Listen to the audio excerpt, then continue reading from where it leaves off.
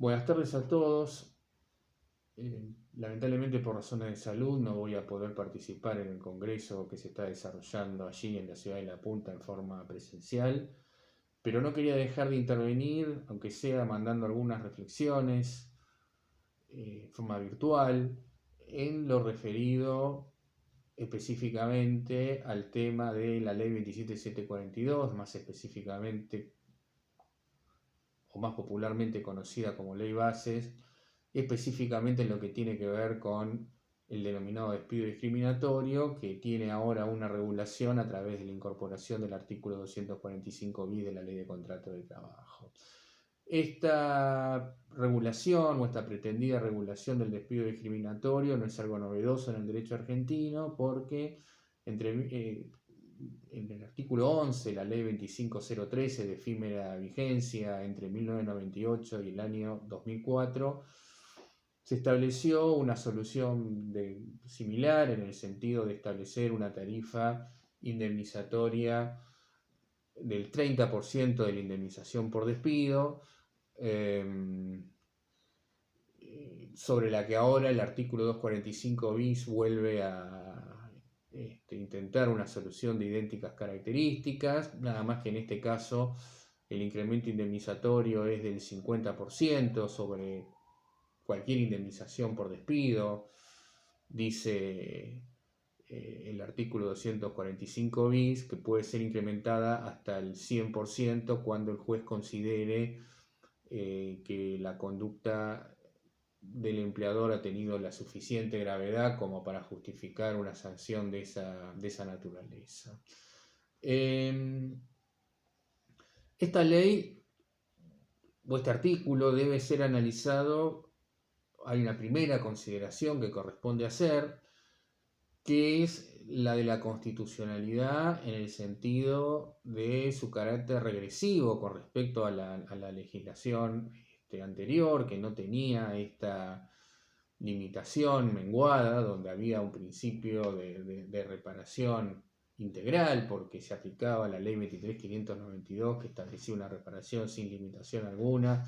y en donde la jurisprudencia de la Corte además admitía, a través del caso Álvarez con Cencosud, la posibilidad de una reinstalación además de la indemnización. Circunstancia ahora que está vedada por la norma del nuevo artículo 245 bis de la Ley de Contrato de Trabajo. De manera tal que esta nueva disposición legal se enmarca dentro de una tesitura regresiva en lo que tiene que ver con los derechos de los trabajadores, inaugurada con el frustrado decreto de necesidad de urgencia 70/23, que ha sido declarado inconstitucional, aunque la sentencia no está firme, por la Cámara Nacional de Apelación al Trabajo, Sala de Feria, y por la ley 27742, que ahora insiste, digamos, en una norma en el mismo sentido, es decir, un sentido de carácter regresivo, una norma de sentido regresivo. Y por lo tanto, habría que analizar si resulta aplicable en este caso el principio de progresividad y si la norma no estaría violando este principio que de alguna manera deriva de la Convención Americana de Derechos Humanos y del Pacto Internacional de Derechos Económicos, Sociales y Culturales, ambos con jerarquía constitucional, por imperio de lo dispuesto en el artículo 75, inciso 22 de la Constitución Nacional, y que ha tenido recepción este principio, por lo menos en algunos pronunciamientos, como por ejemplo en el caso Aquino, en el voto de los doctores Zaffaroni y Petracchi,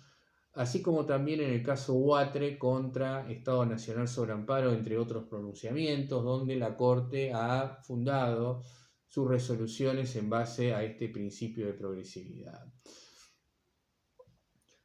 La doctrina está dividida, los autores están divididos sobre este tema, esto daría lugar a toda una discusión.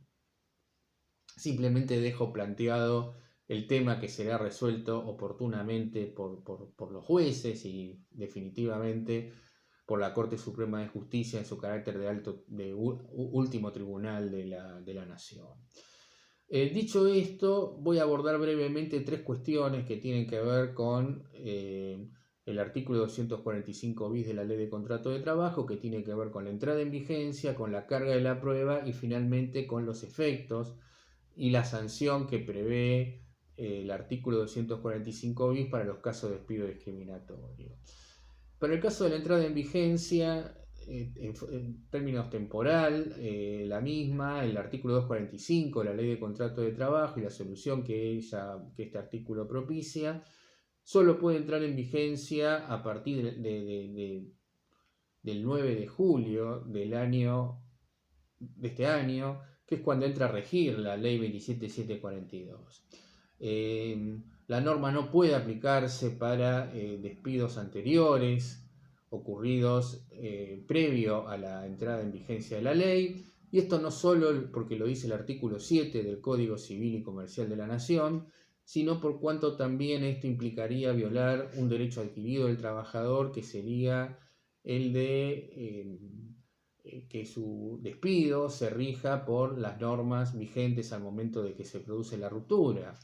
Se trata de un derecho adquirido habida cuenta que se cumplen con las condiciones de hecho y de derecho establecidos por la norma vigente al momento del despido. De manera tal que la aplicación retroactiva implicaría violar el artículo 17 de la Constitución, es decir, el derecho de propiedad del trabajador, en este sentido, entendido el derecho de propiedad, como lo ha dicho tradicionalmente la Corte, como todo interés del hombre, apreciado del hombre más allá de su vida y su libertad. Con respecto al tema de la carga de la prueba, la norma establece que quien alega el despido discriminatorio, obviamente será el trabajador, tiene a su cargo la carga de la prueba. Pese a esta disposición del artículo 245 bis, esto no autoriza apartarse de la jurisprudencia de la Corte sentada a partir del caso Pelícoli contra el Colegio Público de Abogados de la Capital Federal, que establece que en materia de cargas probatorias el trabajador tiene que probar la existencia de indicios que puedan hacer presumir que ese trabajador pueda ser objeto de un acto discriminatorio por pertenecer a una categoría susceptible de ser discriminado, y en ese caso el empleador tiene que probar la causa no discriminatoria del despido, que no necesariamente es una justa causa en los términos del artículo 242 de la Ley de Contrato de Trabajo, pero que exige la prueba de la motivación por parte del empleador que desactive la consideración de este distracto como un distracto discriminatorio. Y digo ello por cuanto dos cuestiones fundamentales. La primera, porque la Corte resolvió en este sentido ya en vigencia el artículo 377 del Código Procesal Civil y Comercial de la Nación, que establecía una solución en idéntico sentido, es decir, que el que alegaba un hecho debe probarlo, y en ese contexto la Corte resolvió y distribuyó las pruebas en función de cómo lo estamos generando ahora. En segundo lugar, porque la Corte Suprema, en ese caso Pelícoli, tomó en consideración otros aspectos muy importantes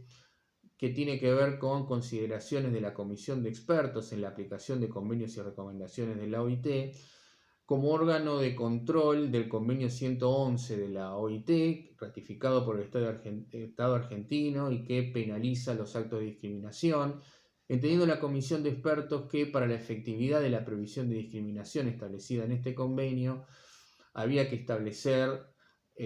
mecanismos probatorios que no implicaran la carga exclusiva de la prueba en cabeza del trabajador, porque eso en los hechos, explica la Comisión de Expertos, implicaría desactivar la protección contra los actos discriminatorios. De tal modo que en ese contexto esta debe ser la manera en que debe ser interpretado y debe ser distribuidas las cargas probatorias, toda vez que el carácter supralegal, la jerarquía supralegal que surge del artículo 75, inciso 22 de los convenios de OIT,